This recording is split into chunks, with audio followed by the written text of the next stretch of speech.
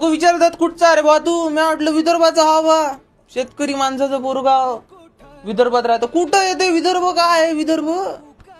महाराष्ट्र ऐकलाय, नागपूर ऐकलाय, विदर्भ काय? शेगावचा गजर संताच्या नामानं गुंजणार विदर्भ, तुकडोजीच्या शब्दांनी सजणार, लोक धर्मांचे शास्त्र बनवणार विदर्भ, धान्याचं कोठार पण रिकाम पोट घेऊन झोपणार विदर्भ, कष्टात जन्मलेला आणि संघर्षात जागणार विदर्भ, सातपुडाच्या कुशीत निसर्गाची माया साठवलेला आणि प्रत्येक उन्हाळीत धुळीनं व्याकुळ होणारा विदर्भ, कास्तकाराच्या हातात काळं मातीचं सोनं पण बाजारात भाव नाही म्हणून रडतो तो शेतकरी विदर्भ, नदी कोरडी पण डोळ्यात अश्रू ओले, पाण्याचं राजकारण आणि आश्वासनाचे गोळे, संत गजाननाच्या आशीर्वाद आहे इथे, पण कापशीचं शेतात भस्मात होतं आयुष्य इथे, तरीही हार मानित नाही, भाकर अर्धी पण मोठं मन ठेवतं, वराडी बोलित ठेवतो रे जिद्द, असं सांगतं विदर्भ.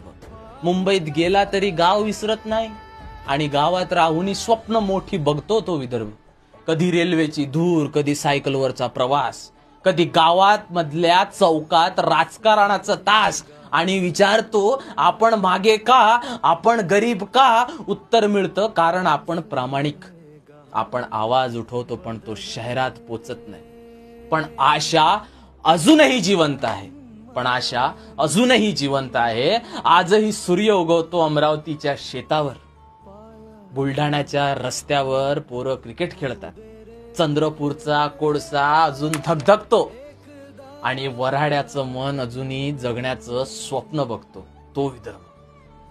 हे दिवस बदलणार, एक दिवस हे दिवस बदलणार, कापसाच्या रंगासारखं उजळणार, मातीच्या सुगंधासारखं जगभर पसरलेलं नाव होणार आणि मग म्हणतील सगळे हा फक्त विदर्भ नाही, हा महाराष्ट्राचा हृदय विदर्भ, हा माझा विदर्भ.